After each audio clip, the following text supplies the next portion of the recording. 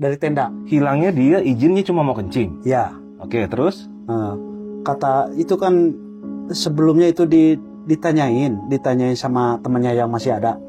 Kan di base camp ada yang orangnya. Katanya turun sebentar, Kang, nggak lama-lama, tapi ternyata nggak pulang-pulang. Nah itulah kejadiannya.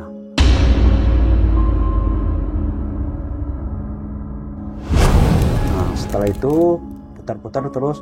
Nah setelah turun ke Lembaban, di sana ada tempat yang masih terang. Ternyata di sana alhamdulillah Bang, itu yang nama si Abdul itu ketahuan, kepanggil lah dengan keadaan pakai celana dalam doang. Kondisi selamat, sehat. Atas Alhamdulillah. Alhamdulillah Pak Yudi. Barakat.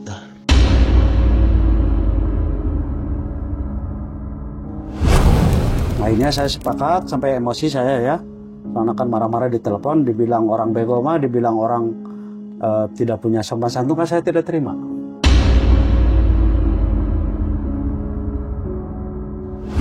Kata saya waktu itu ditelepon marah-marah, kalau memang benar kamu berani datang aja ke sini ke kantor. Kata saya boleh, saya datang malam sore ini. Sore itu posisinya. Siap, saya datang. Ya ceritanya saya datang ke sana. Tapi udah niat goreng saya ya. Jelek lah emosi saya. Di dalam hati saya kalau ada yang menyalahkan saya pasti berantem.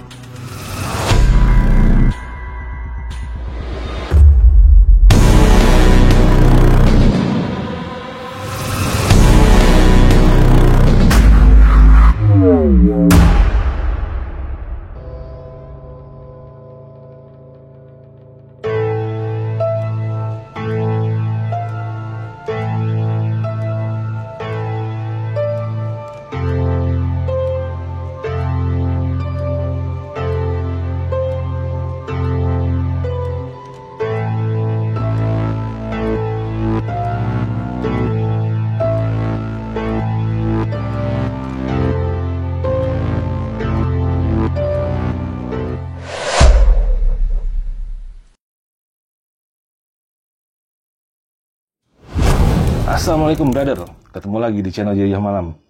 Hari ini gue lagi berada di salah satu kaki gunung di Jawa Barat. Gunung ini salah satu gunung yang memang terkenal treknya paling aduhai, yaitu Gunung Cikuray. Kenapa gue di sini? Gue ingin mewawancarai salah seorang yang bisa dibilang seorang pegiat alam. Beliau adalah sukarelawan yang tanpa dibayar dan tanpa pamrih mau menolong para pendaki yang menghadapi masalah di gunung. Dan ternyata nggak hanya di Gunung Cikuray, di beberapa gunung lain pun beliau sering dipanggil. Langsung aja gue kenalkan dengan narasumber yang sudah ada di depan gue. Dengan Kang siapa ini namanya, mohon maaf. Kang Sobar. Kang Sobar, aduh. Kang Sobar, sehat Kang Sobar? Siap. Alhamdulillah. Nah, Kang Sobar, ini saya dengar-dengar tentang Kang Sobar nih udah lama sebenarnya. Tapi baru punya kesempatan hari ini nih datangin Kang Sobar nih. Kang Sobar, emang selama ini sering ya, ibaratnya Kang Sobar ini melakukan evakuasi terhadap para pendaki? Alhamdulillah sih Bang, saya muka jalur pendakian kurang lebih sekitar sampai saat ini ya, kurang lebih sekitar 9 tahun. 9 tahun, Alhamdulillah di sejarah pendakian yang namanya nyangkut Gunung Cikuray, apalagi Gunung Cikuray ya Bang, yang namanya Gunung Garut, Alhamdulillah kita aktif. Tapi aktif itu bukan keseharian gitu ya. Apabila ada kejadian baik Gunung Cikuray maupun Gunung Guntur atau Gunung Papandayan, insya Allah, atau Gunung Keracak, insya Allah kita hadir. Oh gitu. Iya. Nah ini Kang masuk ke cerita. Saya pengen dengar ceritanya Akang nih tentang yang menurut Akang apa ya, evakuasi yang bisa dibilang ngeselin lah. Iya. Ngeselin. Ada nggak Kang selama Akang di sini? Oh, ada beberapa kejadian yang dianggap dahsyat ya. Kalau di jalur kami ya, di jalur kami mau udah beberapa kejadian lah yang namanya evakuasi. Ada yang keseleo tidak bisa jalan, ada juga yang kena hipo, itu ada juga yang perlu digendong, ada beberapa kisah lah. Yang paling mengesalkan untuk saya ya, tapi ini bukan penyesalan, ini bukan ya. Ini udah resiko kami di jalur atau di kampung yang paling terdekat. Ada yang perlu dievakuasi, orang yang mati rasa ya bang. Mati rasa. Mati rasa nggak bisa jalan, berat badannya itu 1 kintal 20. Itu Itu di gunung apa, Kang? Gunung Cikuray itu. Gunung Cikuray. Ya. Oke. Ini adalah kisah pencarian seorang pendaki yang hilang di Gunung Guntur, Jawa Barat, yang pada akhirnya berhasil ditemukan dengan selamat. Tapi ada konflik di antara para pencari yang merupakan lembaga formal dengan sukarelawan yang ikhlas datang mencari dengan biaya sendiri. Ketersinggungan yang berakibat memancing emosi dan hampir mengarah ke bentrok fisik. Semoga dari kisah ini banyak pelajaran yang bisa diambil oleh kedua belah pihak, terutama bagi yang memegang kewenangan agar lebih bijaksana bersikap di lapangan. Karena survivor dikejar waktu agar nyawanya bisa diselamatkan. Semoga menjadi pelajaran. Hormat kami untuk Kang Sobar Ranger Gunung Cikuray.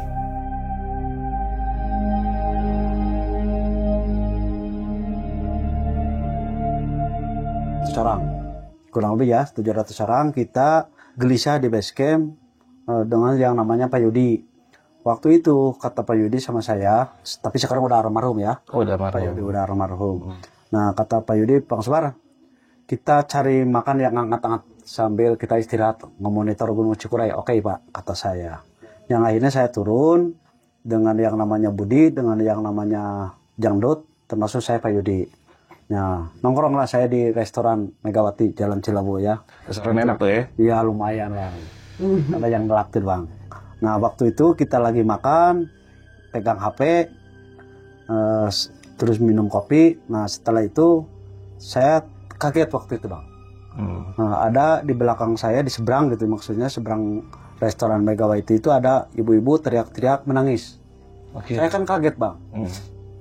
Nah setelah itu saya langsung lari Nyamperin. Iya nyamperin ke arah si ibu. Kata saya dengan rekan-rekan saya, Bu ada apa Bu? Jang sana, bahasa Sunda ya maaf. Bang sana, Jang sana, itu anak saya naik ke Gunung Guntur. Ternyata hilang, udah 2 hari nggak pulang. Oh gitu? Oh saya kan kaget. Akhirnya saya refleks dengan teman-teman, bagaimana bang? Sampai, Bud, jangan sampai kalau kita main ke Gunung Guntur, bantuan sampai. Itu orang yang hilang sibuk, kasihan sampai nangis. Nah akhirnya saya malam-malam kurang lebih sekitar jam 10 ya. Waktu itu saya langsung ke Gunung Guntur. Nah setelah di sana kita mau gabung, maksudnya saya dengan teman-teman saya waktu itu mau membantu. Relawan lah. Relawan lah biasa. Iya. Berdalam setiap jalur ada kejadian pasti sama-sama aktif. Nah kebetulan di sana kita kan malam ya. Nggak tahu saya yang namanya pelaturan BPBD atau bahasanya saya nggak paham. Soalnya saya orang kampung kan, yang namanya relawan itu atau sukarelawan, maksudnya jam berapa saja, kapan saja, biasanya berangkat. Nah kebetulan di sana lagi ada pelaturan. Di sana ada yang namanya BPBD dan Basarnas. Kata mereka di sana saya, oh sudah banyak ya petugas. Ya, Oke. kan udah 24 jam udah dinyatakan jelas hilang. Nah, saya datang ke sana dengan rekan-rekan, saya minta izin untuk bergabung pencarian. Ternyata pada ditolak bang sana. Ditolak? Iya. Ditolaknya kenapa tuh? Kata mereka, ini relawan maaf aja. Untuk saat ini dikarenakan barang nggak ada yang nggak boleh yang bergerak, apalagi pencarian. Di waktu itu saya sempat mengusulkan bang, Pak centeng mohon maaf sampai. Ini kenapa saya memaksa dikarenakan alasan saya, ini kan orang hilang di gunung ya. Logika saya waktu itu ya, sama Basarnas dengan BPBD di sana, kalau orang hilang di gunung masih punya harapan hidup. Berarti hitungannya harus pencarian 24 jam. Waktu itu saya mengusulkan. Ini berkejaran dengan waktu ya? Iya, betul. Soalnya harapan kami barangkali masih hidup. Asal ketemu jasadnya. Barangkali sebelum dimakan binatang. Itu maksud saya, memaksakan diri. Terus Pak dibedakan. Itu kan sempat berdebat ya. Nah, alasan saya Pak memaksa dikarenakan beda contohnya Pak. Kalau orang hilang di laut, pasti cuma cari jasadnya doang. Betul. Di besokan hari oke atau kapan saja itu bisa, Mm-mm. cuma cari bangke kan itu maksudnya. Tapi di gunung beda, hitungan saya. Ini survivor. Ya kira perlu undang-undang dirubah nggak apa-apa kata saya Kalau gituin. waktu itu. Heeh. Nah, ternyata mereka malah bentak-bentak saya. Pokoknya nggak boleh, baik relawan Cikuray maupun mana lah, nggak boleh. Kata saya boleh, nggak boleh. Oh kalau begitu masa Pak saya ini mau pakai trik saya, kebiasaan saya. Terserah. Nah begitu Bang. Kenapa waktu itu saya memaksakan dengan teman-teman? Saya masih terbayang dan masih ingat yang namanya si Ibu lagi menangis gitu Bang. Ibu yang tadi. Ibu yang tadi termasuk ibunya yang siap Rijal itu. Heeh. Saya kepikiran terus kalau dibesokan bagaimana nasibnya dan bagaimana kondisi anaknya. Itu jadi saya berpikiran, wah resikonya apapun juga ditempuh malam ini. Ya. Nah, setelah itu saya benar-benar matang, runding Mm-mm. dengan teman-teman. Waktu itu Pak Yudi pulang ke sini ya. Mm-mm. Maksudnya ke base camp, kita standby di sana. Akhirnya sama-sama naik. Nah, ketemulah dengan si bapak. Saya kan ragu Bang, ragunya maksud saya nggak tahu titiknya di mana. Waktu kejadian sedangkan saya perlu banget. Masih ngeraba banget. Iya. Iya. Di pos berapa, jalur yang mana. Mm-mm. Maksudnya begitu. Ternyata adalah hansip yang mengantar. Nah, kata mereka kurang lebih perjalanan waktu itu sekitar jam 4 lebih lah pencarian teh. Jam 4 subuh ya.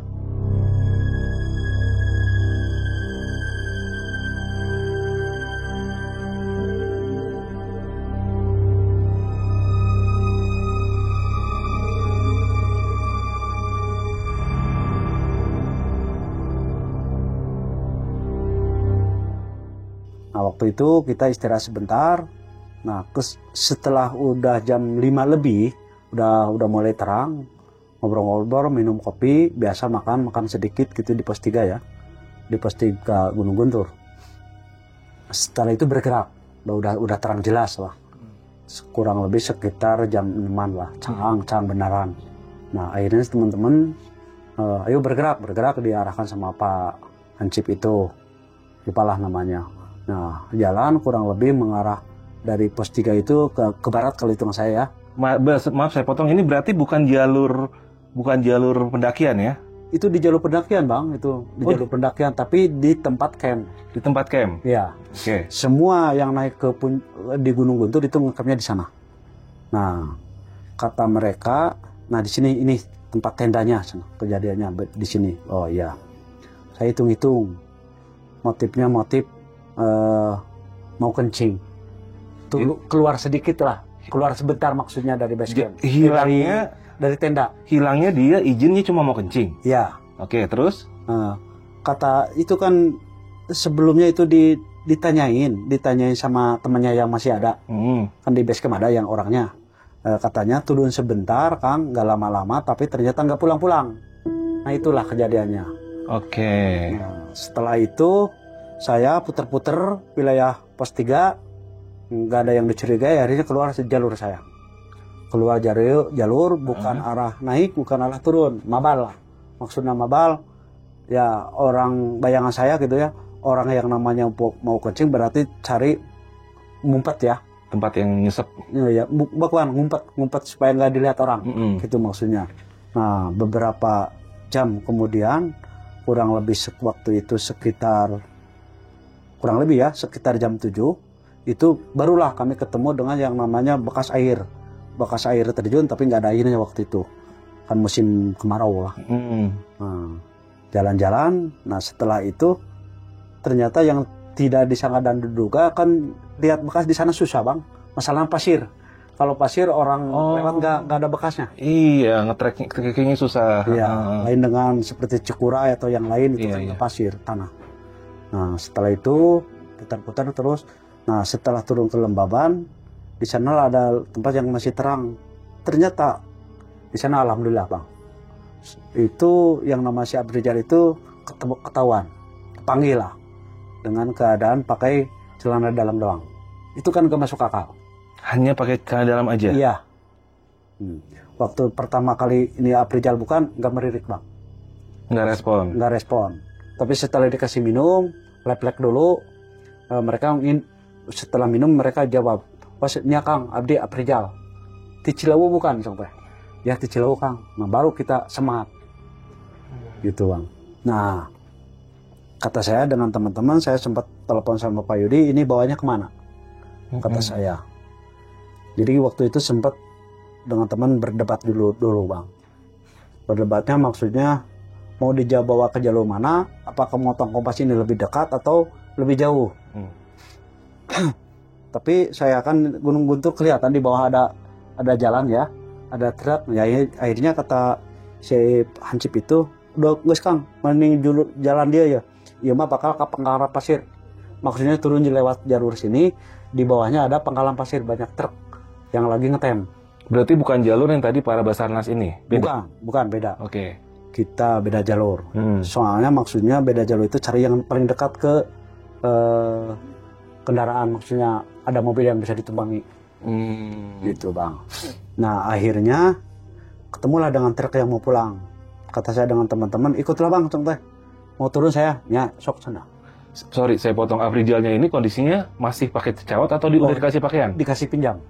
Oke. Kasih pinjam sama teman saya. Akhirnya turun naik truk. Naik truk, berdiri di belakang truk. Oke. Naik truk aja jalan. Nah saya setelah itu nelpon sama Pak Yudi, "Om, bisa dijemput saya sampai ini Aprijal ketemu. Apakah kita mending ke base camp yang ada Basarnas atau bagaimana?" Kata Pak Yudi, "Mending langsung aja, kita kan dipinta sama orang tuanya." Urusannya sama orang tuanya? Iya, udah jangan kesana kemarin. Yang penting kita udah foto, keadaannya sehat, mending aja dibawa pulang. Ya, oke. Nah setelah itu ke jalan raya, di sanalah mobil Pak Yudi standby. Kita turun, naik aja ke mobil Pak Yudi. Ayo pulang. Nah setelah pulang, perjalanan nggak tahu berapa menit ya. Tapi yang jelas kalau nggak salah hitungannya sekitar jam 9 lebih lah. Kita udah standby udah nyampe ke Cigarusang sama si ibu itu.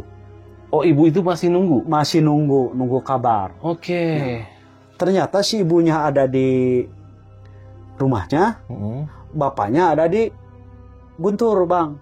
Lagi cari saya, kan nggak ketemu dengan si bapaknya. Bareng Basarnas dia? Iya. Oke. Ikuti aturan Basarnas, bareng-bareng naik. Kalau kita marah sama ibunya, ketemunya di rumahnya. Betul si ibunya itu waktu itu lagi dari Guntur udah pulang lagi. Udah di rumah lagi. Pas saya pulang mereka udah pulang. Berarti memang hitungannya duluan mereka pulang ke rumahnya. Nah, akhirnya di sana saya sempat sama Pak Yudi ya, sempat di PDO, sempat serah terima. Tapi alhamdulillah waktu itu kondisinya sehat beneran.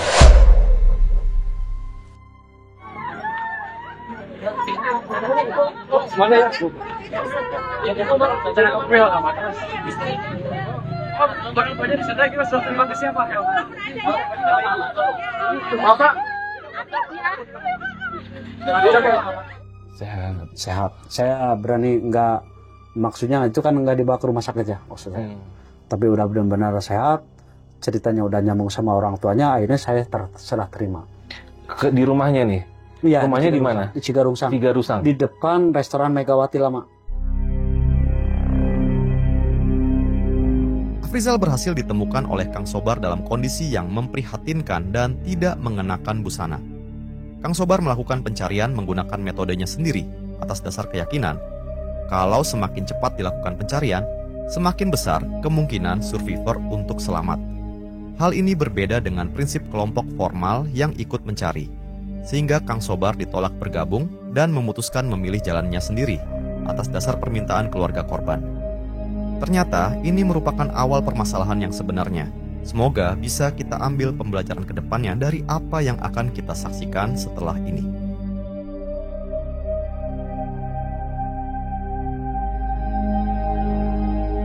Setelah terima itu, setelah saya terima, HP saya kan mati waktu itu. Saya pulang dengan Pak Yudi ke base camp, biasalah keseharian saya. Nah, setelah saya ngecas HP, ternyata HP yang masuk telepon sama saya banyak sekali Bang. Dari ada yang panggilan dari Pak RW, nanyain kabarnya gimana, ketemu enggak. Tapi ternyata si Hansip itu udah ngasih kabar Bang sama Pak RW bahwa Aprijal ini udah ketemu. Oke. Nah, saya itu kan posisi ya hari Minggu ya. Nah, saya berpikiran waktu itu mau apa gitunya, mereka pada manggil saya nggak respon. Dikarenakan waktu itu saya di sini sibuk ngurusin orang yang lagi turun Bang. Kan naik Sabtu turun Minggu ya. Akhirnya saya teman-teman biarinlah nggak didatangin juga, nggak turun lagi ke Guntung, nggak begitu penting kata saya. Yang penting orangnya udah selamat ya kan? Yang penting udah selamat, nggak ada kekurangan, foto udah cukup kata saya. Akhirnya saya ngurusin di sini. Nah, sorenya dengan malamnya BPBD marah-marah. Saya harus ketemu ke sana. Marah-marahnya via telepon? Iya, via telepon. Marah-marah gimana tuh Kang? Kenapa kamu nggak sopan, nggak ketemu saya, nggak laporan sama saya? Nah, seperti itu Basarnas dengan BPBD juga dan relawan itu pada marah-marah sama saya. Akhirnya saya kan pusing Bang. Ya akhirnya cekcok mulut di telepon. Gitu. Saya nggak ngerti Bang yang namanya aturan SOP-nya mereka. Ya, nggak ngerti saya itu. Itu pertama kali saya evakuasi di gunung lain. Itu jadi saya nggak paham gitu. Yang dimaksud saya mah perjalanan saya seperti itu teh baik, we. Ternyata di mata mereka mah itu kurang tertib. Saya nggak paham. Makanya mereka nelpon marah-marah juga saya nggak respon. Bodoh amat. Bodoh amat lah. Tapi setelah beberapa hari kemudian ya Bang, kita dikenakan saking panasnya kepala dan telinga, saking banyak yang ngomong, seolah-olah saya dianggap pecundang, dipanggil nggak datang. Akhirnya saya dengan yang bersangkutan waktu itu nyariin, akhirnya saya sepakat untuk datang. Ketemu di mana tuh? Nah, waktu itu kita harus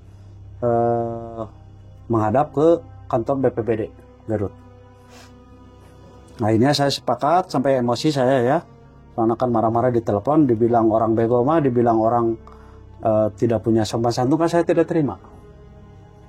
Nah, akhirnya saya ketemu lah di sana. Ketemu jika kumaha sampai mengarana kantor BPBD, kan nggak paham Bang. Baru pertama saya yang namanya tahu BPD, tahu Basarnas, pakaiannya apa, jabatannya apa, saya nggak paham. Nah, akhirnya saya dengan teman-teman berapa orang waktu itu kalau nggak salah sekitar 5 atau 7 orang lah kalau nggak salah itu berangkat lah. Malah saya sempat bergurau ya, bercanda. Kalau ada yang menyalahkan saya dengan teman-teman, pukulin aja, tanggung. Lawan ya? Lawan lah. Soalnya perjalanan orang tersalah. Gitu kan hitungannya. Nah, akhirnya Bang, saya ditanya di sana. Kata saya begini, di sana kan ada Basarnas, ada BPBD. Oh, banyak yang di sana? Banyak. Terus dari Walhi banyak. Relawan yang lain banyak. Oke. Kata saya waktu itu ditelepon, kan ditelepon marah-marah, kalau memang benar kamu berani, datang aja ke sini, ke kantor. Kata saya boleh, saya datang malam sore ini. Sore itu posisinya. Siap, saya datang. Ya ceritanya saya datang ke sana. Tapi udah niat goreng saya ya.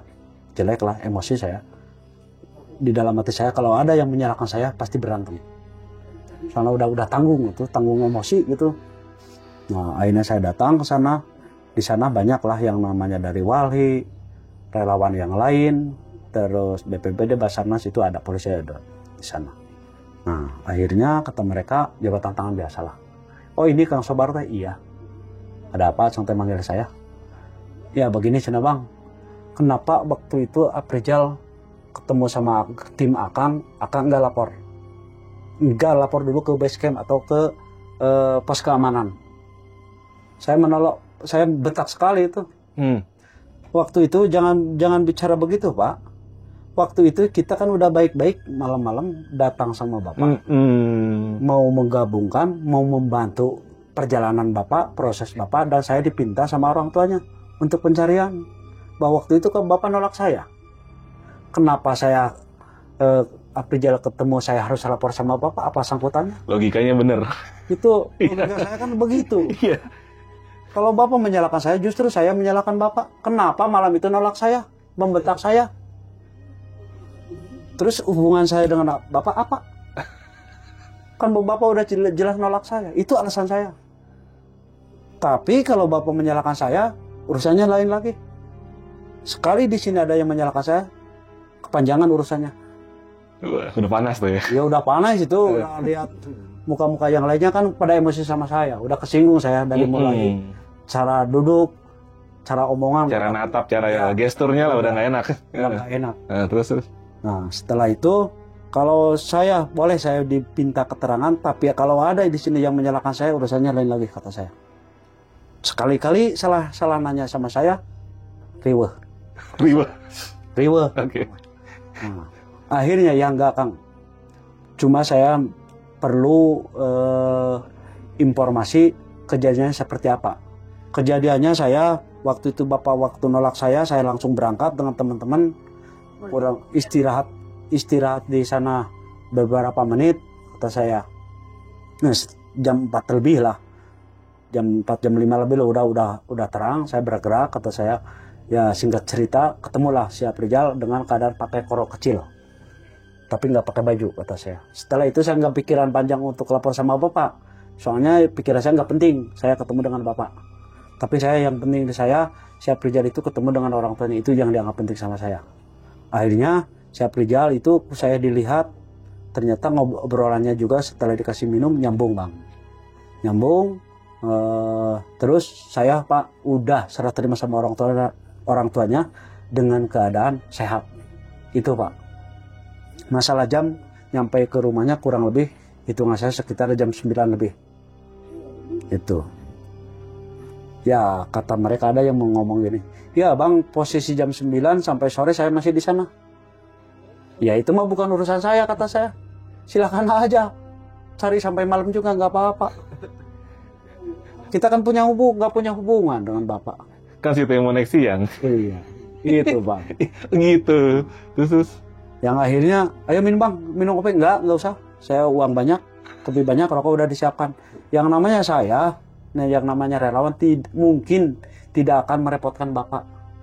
Kenapa malam itu seperti saya waktu itu sama Bapak memaksa? Dikarenakan udah strategi, saya udah siap segala rupa resikonya dan pembekalannya udah siap. Itu Pak. Ya, akhirnya ngomong-ngomong biasa lah. Ada yang enak, ada yang nggak enak. Tapi saya nggak lama-lama Bang, soalnya banyak yang ngomong nggak enak lah. Takutnya kalau saya lama-lama panas bisa kejadian. Uh-uh. Soalnya mereka kan pada konyol Bang. Capek-capek terus pulang nggak bisa. Bisa dibilang kejadian ini ada apa ya? Bisa dibilang ada sedikit ketersinggungan dari awal ya. Iya. Bisa dibilang. Betul. Akang kan berawal ini dari ketemu dengan orang tua korban yang menangis. Iya. Dari situ Akang terpanggil untuk coba menolong. Betul. Dan coba bergabung dengan tim dan ternyata. Minum dulu ya Bang. Silakan sambil minum. Ini saya review dikit ya, ternyata di situ Akang ngerasa seperti ditolak, dan mungkin Akang di situ juga datang dengan emosi karena Akang ngerasa sudah capek-capek nyari, sudah ketemu malah disalahin. Betul. Kan begitu. Kalau saya disalahin terus, waktu itu anggap aja saya sumpahnya pulang ke base camp ya. Malah dimarahin, kan saya pasti berontak kedua kali. Nih, Pasti melawan. udah kita ngerasa bener tapi disalahin ya. Iya, kemungkinan besar seperti itu. Sekarang kan tujuan kita menyelamatkan kan itu untuk apa sih? Untuk menyelamatkan nyawa orang kan? Betul, soalnya logikanya begini. Ketemu jam 7 kurang lebih ya. Jam 7 mereka berangkat baru jam 8. Jam 8 pagi baru upacara. Sedangkan saya arah turun. Iya. Di sini kita melihat mana yang lebih efisien. Betul. Kan? Betul. Nah ini, sorry ya, ini mungkin sedikit sedikit kita untuk kritik membangun ya. Iya, betul. Mungkin untuk kalau kita pencari itu ya apapun itu, walaupun gue pendaki amatiran gitu, apapun itu menurut gue ya hilang di gunung lebih cepat kita cari lebih baik karena kesempatan selamatnya makin tinggi ya kan? Iya. Walaupun menyatakan kata dokter jelema orang 2 hari 2 malam nggak makan nggak minum menyatakan hilang mati itu maksudnya. Kalau hitungan saya mah enggak. Kalau yang namanya di gunung makanan banyak. Orang rapal apa saja dimakan. Itu logikanya. Jadi kemungkinan besarnya harapan hidupnya banyak gitu. Terkecuali jatuh dari jurang. Iya, ada beda cerita. Nah di sini bedanya kan kalau bisa saya lihat Akang ini merescue ini ibaratnya memang tanpa pamrih, tanpa dibayar ya. Oh iya. Wah itu jauh sekali Bang. Nggak pikiran untuk itu ya. Enggak. Nah itu dia makanya yang mungkin saling ini aja dengan kita belajar dari contoh kasus ini saling bisa lebih menghargai lah Kang ya. Iya. Kita sama-sama niatnya sama-sama mau nolong, sama-sama mau nyari, tapi ya tolong kalau bisa bahasanya lebih enak kan jadi Akang juga pasti hormat saya. pasti iya pasti akan lebih menghargai lagi karena Akang ngerasa sudah niatnya baik tapi diperlakukan tidak selayaknya. Akang akhirnya merasakan oh ya udah gue dengan cara gue, lu dengan cara lu. Iya, Kan betul. begitu? Hitungan saya seperti itu. Iya, saya paham. Oh gitu. Oke nih, brother ya. Ini contoh kasus yang ibaratnya dinamika seorang relawan ya. Kita niatnya mau secepatnya menolong, tapi terkadang terkendala dengan prosedural. Betul. Nah, buat orang-orang kayak Akang gini kan yang ibaratnya orang lapangan lah, yang nggak mengerti hal-hal seperti itu. Yang penting yang Ada pendidikannya. yang ada di niatan Akang, gua nyari makin cepat makin bagus nih orang Iya, selamat. gitu Kan gitu logika doang kan? saya, betul. Dan ini sebenarnya kalau menyalahkan Akang mungkin mereka lebih ke arah kenapa sih lu nggak laporan sama gua, jadi gua nggak pada capek. Betul. Kan begitu. Terus kita di sini di jalur kan punya kewajiban yang lebih dianggap penting. Akang juga punya skala prioritas karena Akang punya tanggung jawab di Gunung Cikuray. Iya, di jalur pendakian. Karena itu saat itu minggu saatnya pendaki turun. Turun ya. Terus kita pun juga bukannya nggak mau menghargai waktu itu di telepon saya untuk menghargai, tapi hitungan saya ada yang lebih penting yang harus diselamatkan di jalur kami waktu itu. Yaitu orang arah turun kan apalagi waktu itu musim hujan. Jadi saya lebih penting ngemonitorin tamu kami yang ada di sini. Skala prioritasnya lebih penting ini dulu. Betul. Kan yang itu tadi udah selamat. Iya. Kan begitu. Wah ini nih, ini bisa dibilang apa ya, lucu, dibilang lucu tapi pelajaran gitu. Kayak kalau seandainya kata lisannya lebih enak, mungkin Akang juga lebih hormat. Kan Oh iya, begitu. iya, Kang. Betul. Karena lisannya nggak enak, Akang ya sebagai manusia juga punya yang namanya inilah, punya apa ya, harga diri gitu. Iya. Nah ini yang akhirnya jadi masalah karena Akang nggak lapor ke mereka ngerasa udah capek nyari, ditelepon pun nggak diangkat, sedangkan Akang sendiri punya alasan, gue lebih prioritas ini nih yang orang pada turun. Punya kewajiban itu, apalagi di sini nggak bisa diwakili tanggung jawab kan, harus standby kita. Iya. Sumpah kita standby ya tuh. Betul. Intinya akhirnya adalah miskomunikasi karena komunikasi awalnya udah nggak bagus. Iya benar. Sikapnya saya nggak suka. Nih ya, mungkin kedepannya ya buat kita semua pelajaran ya, ini Akang ini orang-orang yang memang tidak dibayar sebagai relawan, bahkan keluar ke sana pun dengan ongkos pribadi ya Kang ya. Betul. Perjalanan kami kemanapun juga pasti itu uang saku sendiri. Wah, aku sendiri. Uang saku saya dengan teman-teman saya. Wah, luar biasa Kang. Oh, 1001 Kang yang begitu Kang. Bener-bener ibaratnya arti kata relawan sebenarnya adalah seperti Akang ini. Panggilan jiwa untuk nolong orang ibaratnya duit sendiri loh, ya kan? Ya. Tapi masih disalahin. Nah, itu wah itu wajar sih kalau Akang ngamuk sih wajar sih. Iya. Nah, Kang dari kejadian ini, Akang sebagai ibaratnya relawan ya. Ya. Pelajarannya kan banyak Kang ya. Ya. Harapan Akang supaya hal-hal seperti ini tuh nggak terjadi lagi gimana sih Kang? Harapan saya ya, ini saya kan relawan yang tidak punya pendidikan atau tidak ada universitasnya ya, seperti relawan seperti kami ini. Harapan kami orang yang paham tentang seperti itu ya evakuasi ya. Harapan kami minimalnya seperti Basarnas atau BPBD atau siapapun lah yang nyangkut dengan keamanan itu tolong seperti kami ini relawan dihargai. Jadi maksud saya atau diberikan pemahaman, jangan asal nolak gitu ya. Nolak tapi tanpa memberikan pemahaman dulu. Betul. Soalnya nggak ada orang yang senior pengalaman, nggak ada pendidikannya sebetulnya mah. Apalagi pencarian kan itu mengandalkan milik atau nasib ya. Nggak ada lah yang namanya Basarnas jago atau relawan jago, nggak ada. Tapi harus refleks tentang kejadian, terus tentang. Tapi yang paling penting ya relawan dengan BPBD atau dengan Basarnas itu nggak jauh berbeda kalau pencarian.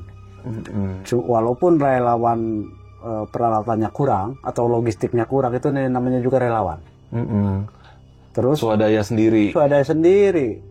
Kalau mereka kan orang punya gaji, mungkin kerjanya apakah mereka berpikiran bahwa itu kewajiban atau hanya membantu pikirannya. Kan saya jadi kaget ya. Cuma saya kan yang namanya orang hilang tetap harus 24 jam. Bahkan hitungan saya undang-undang juga harus dirubah. Kalau pencarian orang hilang di gunung harus 24 jam itu, saya tetap aja seperti itu. Soalnya harapan hidup Lebih tinggi. lebih Isa. tinggi. Bahkan walaupun udah tinggal jasad, harapannya sebelum dimakan binatang tetap aja harus ketemu. Harus berusaha gitu maksudnya. Lain dengan di laut gitu Bang, tetap aja beda aja.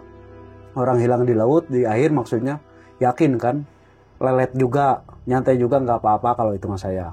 Soalnya kan cuma cari jasadnya doang. Mungkin putus lah harapan hidupnya kalau di laut. Iya. Kalau di darat kan beda. Harapan besar hidupnya masih tinggi. Ini sedang berjuang hidup nih orang nih. Iya. Iya kan? Mungkin lebih ini aja kali Kang ya, kalau saya lihat nih lebih ke arah etika saling menghargai aja ya Iya, di sini. betul. Ya berarti yang petugas dengan tugasnya kita juga menghargai, tapi kita juga yang relawan, yang panggilan jiwa sendiri untuk hadir ke sana juga tahu dihargai juga mungkin. Iya, betul. Maksudnya akan seperti itu ya. Jadi kalau gitu kan saling menghargai kan enak. Ya, artinya di saat kayak Akang kasus itu, Akang sudah mendapatkan survivor, kan Akang enak. Bro, ini udah di sini nih, udah sama saya. Betul. Tapi karena Akang dasarnya sudah tersinggung, Iya. Itu satu udah kesinggung, kedua saya nggak tahu kontak mereka gitu Bang, baik orang basecamp maupun PPBD dengan Basarnas saya nggak punya waktu itu. Soalnya saya hitung aja saya percuma mau kerjasama juga atau konsultasi juga udah duluan ditolak Bang. dan Jadi tata krama kita udah putus. iya, etikanya udah nggak ketemu lah ya. Iya betul. Iya, orang kalau sudah bicara hati udah beda deh, udah sakit hati udah beda itu. Lain lagi Bang ceritanya. Aduh, ini kasus unik sih Kang nih. Kalau menurut saya ini kasus unik nih. Niatnya sama, tujuannya sama, cuma akhirnya nggak mau sama-sama. Iya betul. Gitu. Bang. Oke. Nah Kang, berarti ini pengalaman Akang di luar Cikuray pertama nih ya? Iya betul. Itu di luar Cikuray pertama. Dan anak ini kalau boleh tahu ini usia berapa sih waktu itu dia? Waktu itu masih SMP kelas 2. Oh, masih bocah. Iya. SMP kelas 2. Oke. Wah, alhamdulillah sih. Tapi kalau analisanya Kang, kalau saya pribadi melihatnya ini mungkin akan beda ya. Kalau saya pribadi melihatnya anak ini ditemukan dengan kondisi hanya menekan dalam, kalau saya yang pernah saya pelajari adalah di saat seseorang hipotermia itu dia akan merasakan hipotermia akut ya. Itu mereka merasakan sebaliknya, harusnya kedinginan jadi kepanasan. Dan dia akan ngebuka semua bajunya.